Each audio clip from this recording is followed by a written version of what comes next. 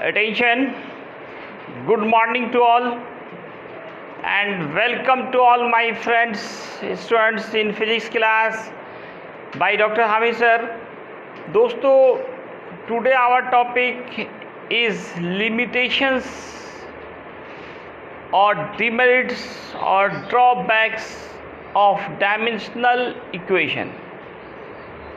आज का हमारा टॉपिक है कि डायमेंशनल इक्वेशंस के क्या क्या डिमेरिट्स हैं, क्या क्या दोष हैं, क्या क्या सीमाएं हैं, मतलब कौन कौन सा काम डायमेंशनल इक्वेशन नहीं कर सकता है या कौन कौन सा काम करे तो गलत हो जाए, करे तो गलत करे।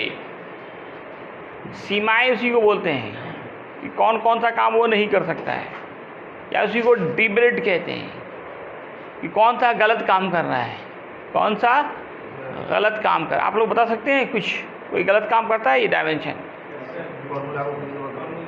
हाँ, गलत फॉर्मूले को भी सही बता देता है।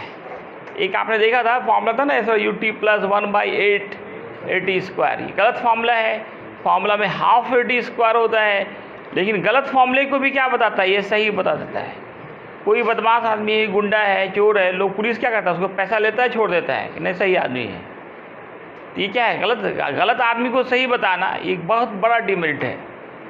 तो डायमेंशन का एक बड़ा डिमेरिट क्या है कि गलत फॉर्मूले को, रॉन्ग फॉर्मूले को, इनकरेक्ट फॉर्मूले को भी करेक्ट कर देता है। एक तो डिमेरिट ये हो गया। दूसरा डिमेरिट क्या है, देखो दोस्तों, आपने देखा था कि वर्क, एनर्जी, टॉर्क,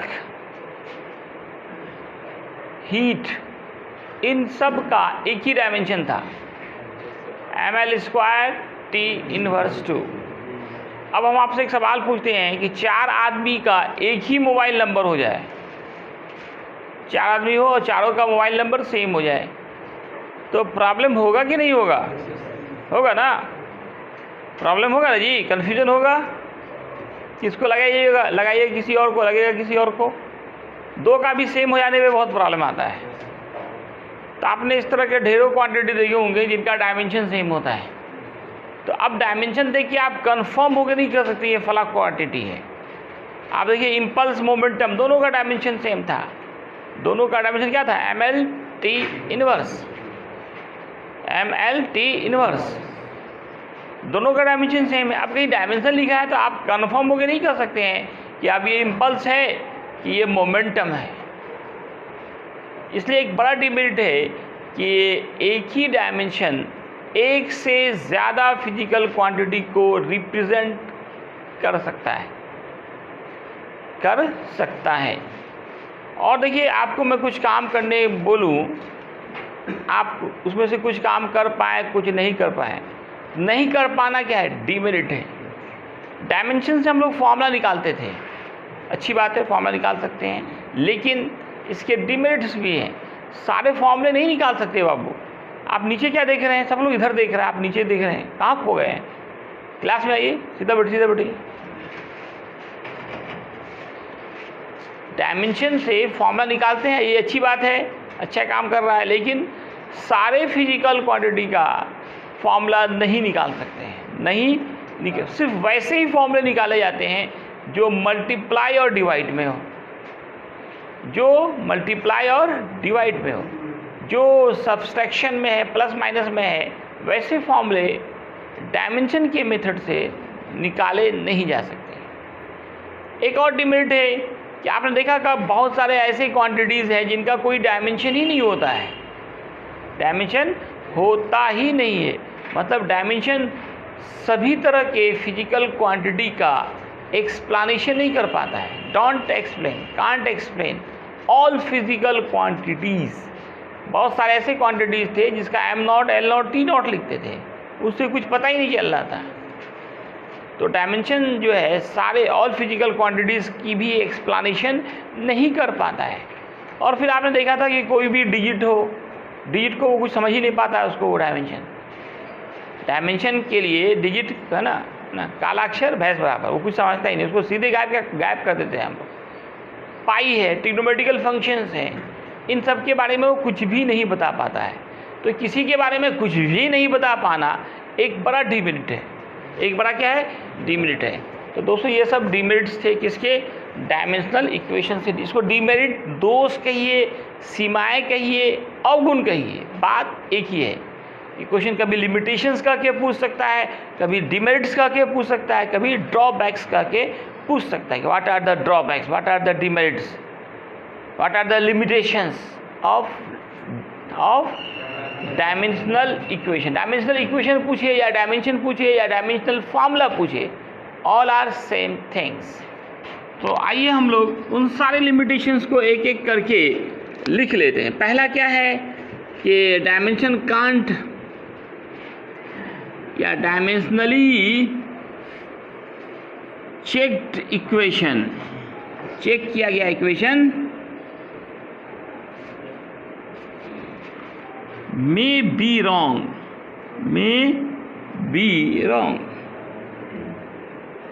गलत भी हो सकता है। दूसरा क्या है कि one dimension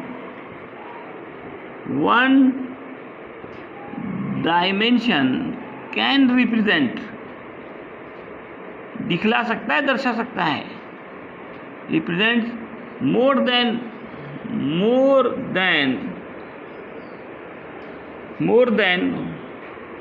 than one physical quantities। एक से ज़्यादा फिजिकल क्वांटिटीज़ को ये दिखा सकता है। Can represents more than one physical quantity. तीसरा कह सकते हैं कि डायमेंशन जो है सभी फिजिकल क्वांटिटी का एक्सप्लेनेशन नहीं कर सकता है। Dimension can't explain all physical quantities.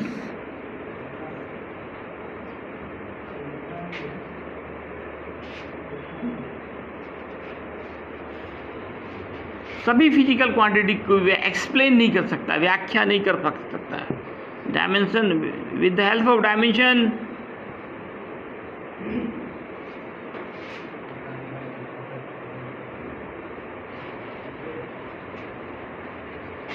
we can't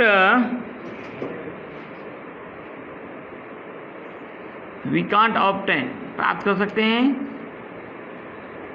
obtain all type फॉर्मूले, सभी तरह के फॉर्मूले हम प्राप्त नहीं कर सकते। Dimension can't explain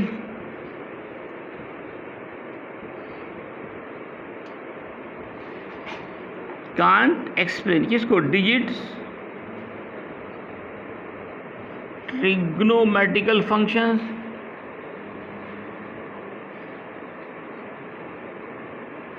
metrical functions, pi, small E, ETC, इन सब के बारे में कुछ भी नहीं बता पाता है।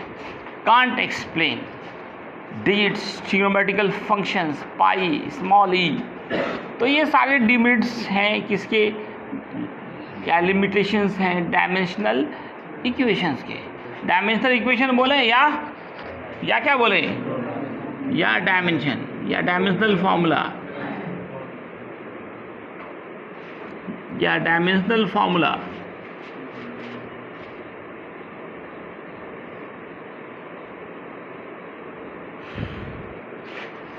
अब इसमें देखिए एक सवाल इस एक्सरसाइज में और बनता है कि फिजिक्स और टेक्नोलॉजी में क्या रिलेशन है। What is relation between physics and technology.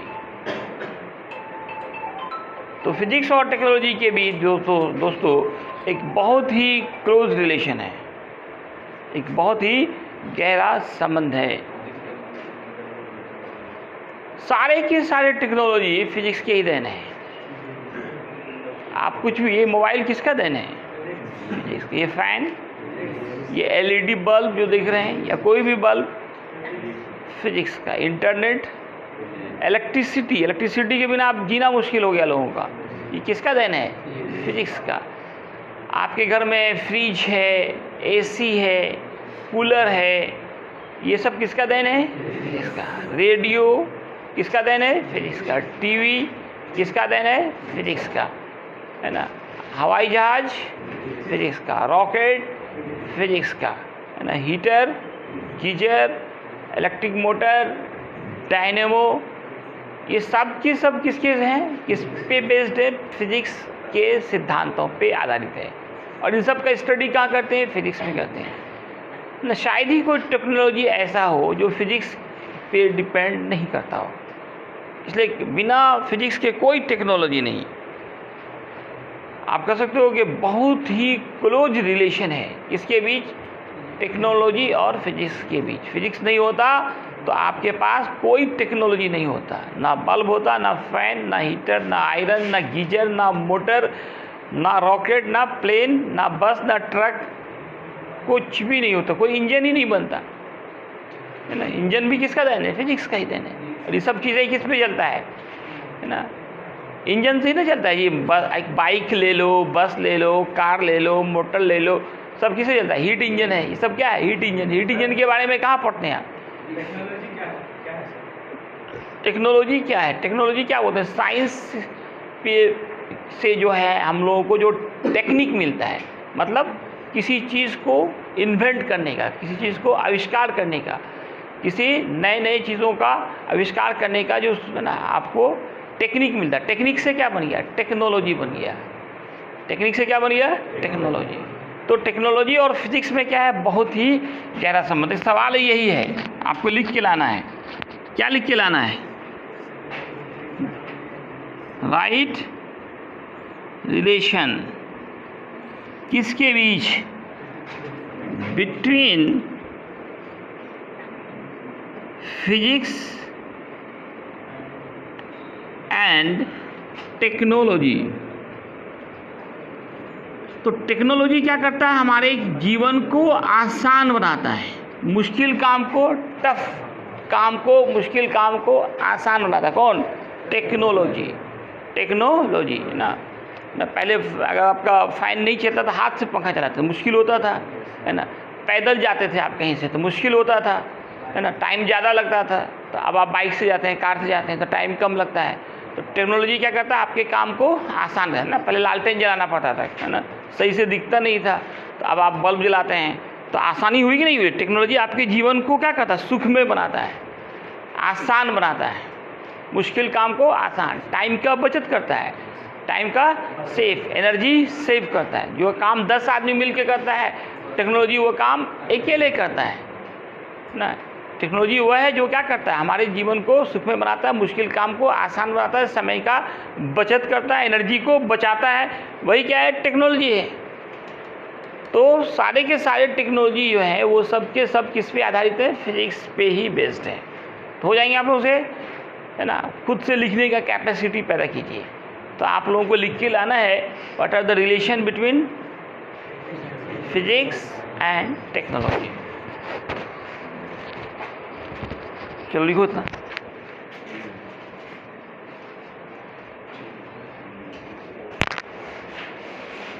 लिखो तो देखते हैं, चेक करते हैं।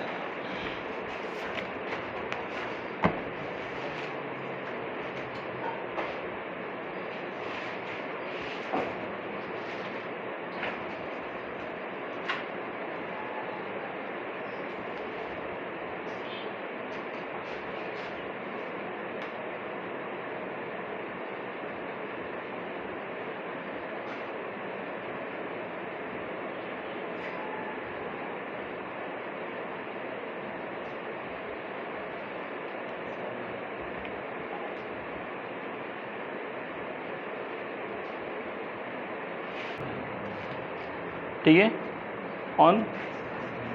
तो दोस्तों अभी एक क्वेश्चन दिया गया था, what are the relation between physics and technology.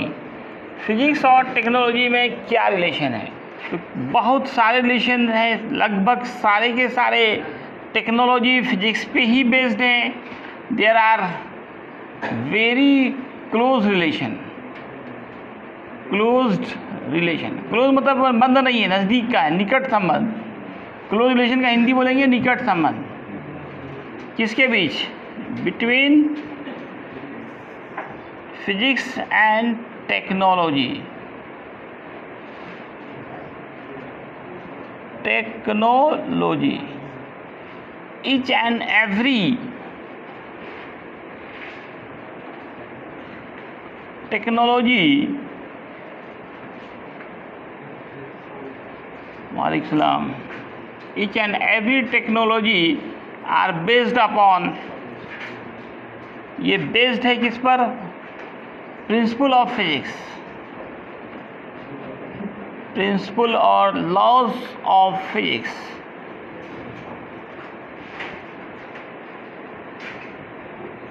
जैसे देखो डायनेमो किस पे बेस्ड है?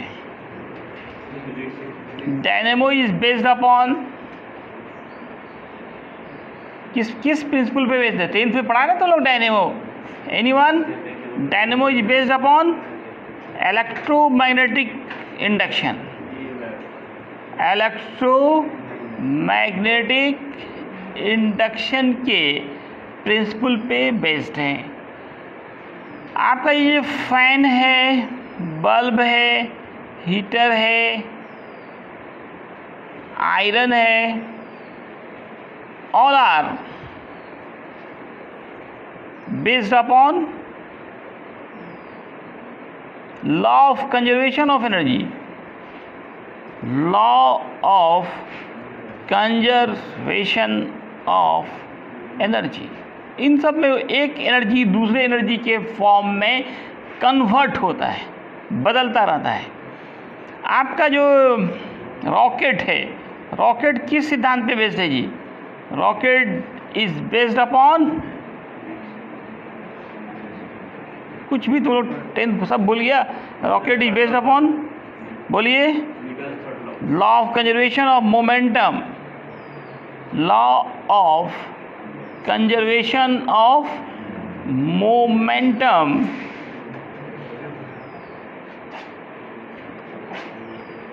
एंड न्यूटन्स थर्ड लॉ, दोनों काम करता है वहां पे। And Newton's third law of motion.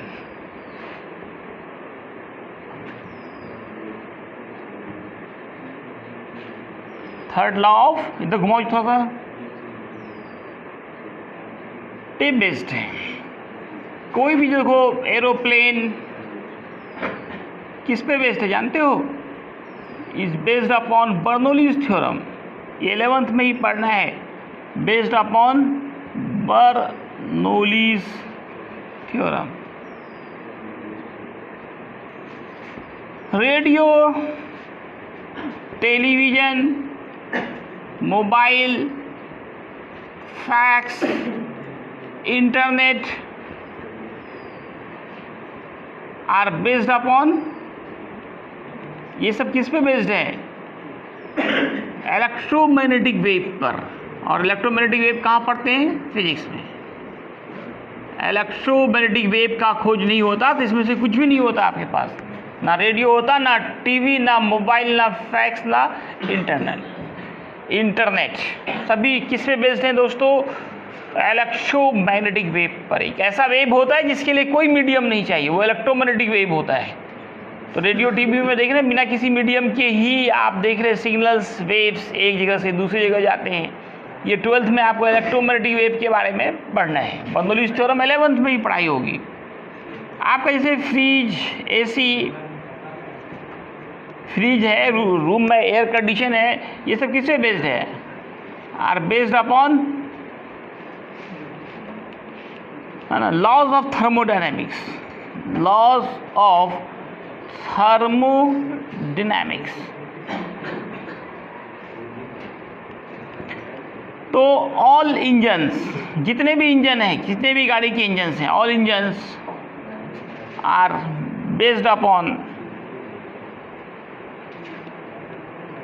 Her engine का एक ही काम होता है, एक एनर्जी को दूसरे एनर्जी में कन्वर्ट करना, based upon law of conservation of energy.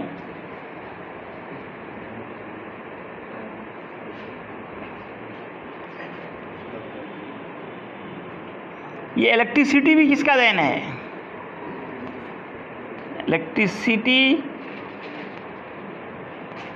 Is also based upon laws of physics. तो लिखना चाहे तो दिन भर लिख सकते हैं, जितना कुछ भी देख रहे हैं आप अपने चारों तरफ, है ना, सब किस पे देन है? फिजिक्स का ही देन है। That is atom bomb, hydrogen bomb, सब किसका देन है? फिजिक्स का। एटम बम, हाइड्रोजन बम, कोई भी बम जो बना आपका, बम बेस्ड अपॉन न्यूक्लियर रिएक्शन। ये सब पढ़े होंगे आप न्यूक्लियर रिएक्शन में, इन सब में न्यूक्लियर रिएक्शन होता है बेस्ड अपॉन न्यूक्लियर रिएक्शन। एक में न्यूक्लियर फिजन होता है, दूसरे में न्यूक्लियर फ्यूजन होता है, न्यूक्लियर रिएक्शन, और ये सब फिजिक्स का ही देन है। दैट इज ऑल टेक्नोलॉजी, आप कह सकते हो all technology, technology based upon, वालेकुम सलाम, बेस्ड अपॉन फिजिक्स। सब फिजिक्स पे ही डिपेंड करता है। फिजिक्स नहीं होता कुछ भी नहीं होता, है ना। आप लोग फिर किस में रहते? अंधकार में रहते, पंखा हिलाते रहते क्या? वालेकुम सलाम।